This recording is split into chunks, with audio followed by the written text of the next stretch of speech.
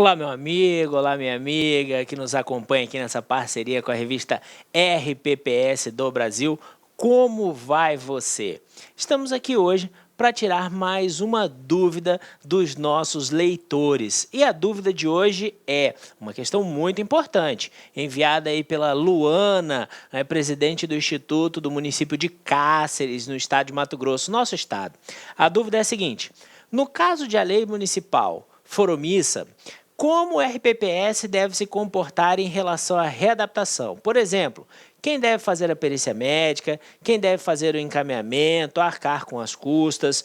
Veja só, nós temos duas situações aí com relação à omissão legal, né? Com relação à perícia. A primeira omissão legal que nós encontramos é a omissão com relação a competência ou as atribuições para a realização da perícia. Obviamente que, em havendo uma única estrutura de perícia no município, né? Por exemplo, o município só tem aquela perícia para atender todos os casos, cabe a essa estrutura fazer essa perícia. Agora, em havendo uma previsão específica na legislação do RPPS, essa perícia caberia ao RPPS, ao Instituto, à autarquia, à unidade gestora, enfim.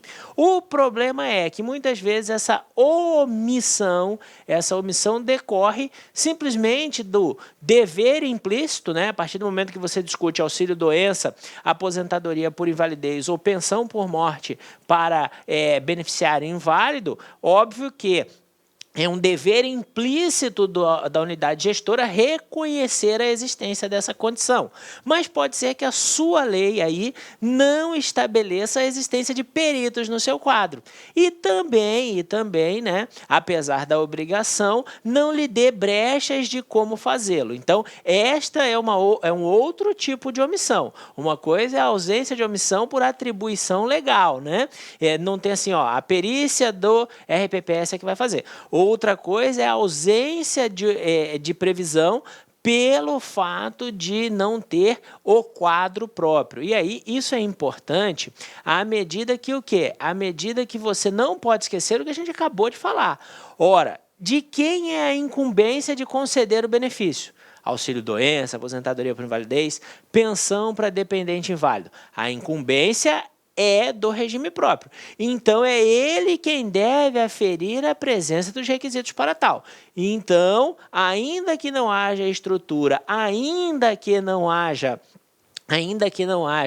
previsão legal, a obrigação é do RPPS. Mas lá no quadro não tem o perito. Então, o que ele faz? Só antes disso, vamos lembrar que o conceito de readaptação. A gente sabe que a readaptação ela tem previsão legal em todos os entes federados. Então, por isso eu trago o conceito da 8.112, que é o Estatuto do Servidor Federal, por ser, a meu ver, o conceito mais completo. Readaptação é a possibilidade do servidor atuar em outras atribuições compatíveis com o quê? Compatíveis com a sua capacidade física ou mental pós-constatação da doença, tá? Pós-constatação de um acidente. Agora, a readaptação, ela tem algumas exigênciazinhas. Quais são? Primeiro, que existam cargos com atribuições afins, que a habilitação para ocupar esse cargo seja exigida tanto em um quanto em outro. Como assim? Eu não posso exigir uma situação para o cidadão fazer o concurso e na hora de readaptá-lo, esta situação não ter ou não estar prevista para aquela outra função que ele vai exercer. Temos a questão que envolve, né, o nível de escolaridade. Eu não posso pegar um servidor de nível superior e readaptá-lo para um cargo de nível médio.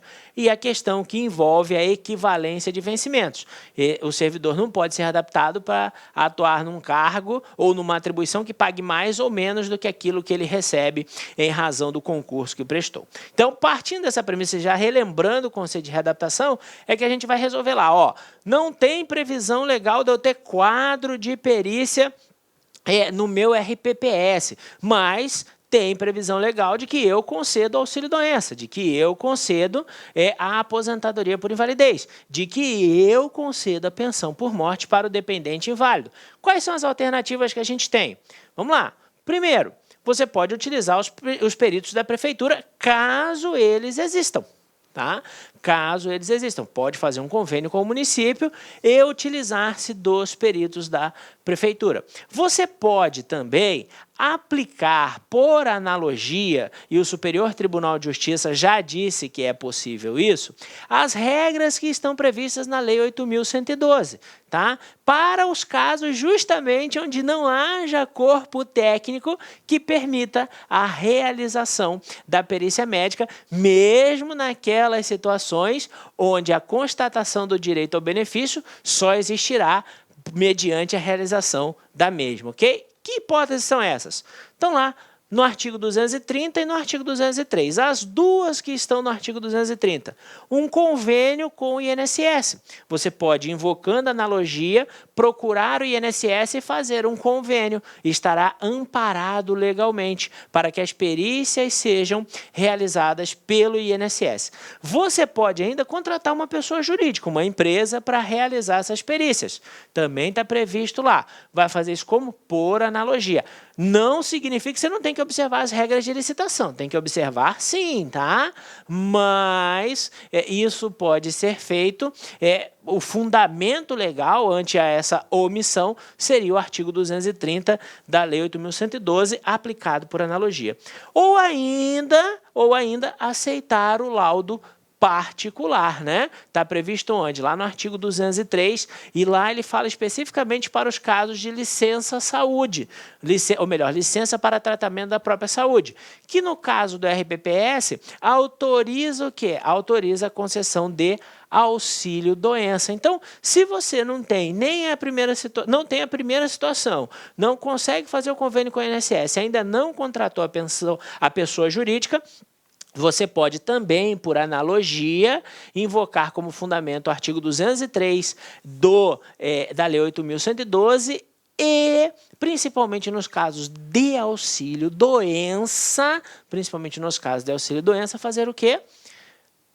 Usar o laudo particular, o laudo que o próprio servidor apresenta. Não é recomendável, mas o que não pode é o servidor ficar sem o benefício ou a concessão do benefício ser protelada, ou pior ainda, o benefício ser indeferido em razão de uma omissão da administração pública. Isso não pode. E custo disso? Se houver, sempre que os custos se destinarem a quê? A verificação da presença de requisitos de auxílio-doença, de aposentadoria por invalidez ou de pensão para dependente inválido, ou seja, sempre que a perícia tiver por fim aferir a presença da condição de beneficiário, do requisito para a concessão do benefício, você pode usar recursos da taxa de administração para fazer o pagamento dessas ações, sim. Por quê? Está lá na Lei 9.717, que o recurso das contribuições e os vinculados à Previdência podem ser destinados ao pagamento de benefícios e também às despesas administrativas. E essa é uma despesa administrativa da autarquia, a partir do momento em que é ela que precisa aferir a presença ou não dos requisitos para a concessão do benefício. E aí você fala assim, mas e no caso da readaptação? Lembrando que a readaptação é a conclusão obtida num processo de concessão de benefício. Como assim? O cidadão vai lá e procura o instituto para conceder um auxílio-doença ou uma aposentadoria por invalidez.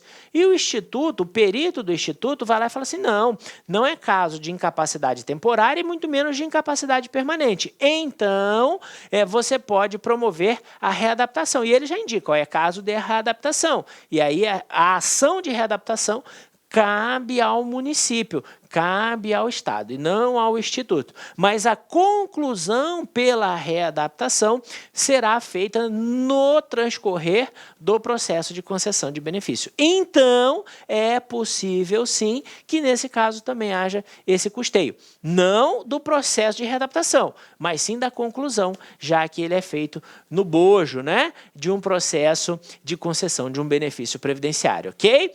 Meus amigos, mais uma vez, convidar vocês aí para conhecer as nossas obras escritas aí sobre regime próprio, convidar vocês a visitar o nosso site e também agradecer pelo questionamento enviado e falar para você Manda mais questões para que a gente possa novamente se encontrar aqui, tirando a sua, a minha, a nossa dúvida sobre regime próprio de previdência.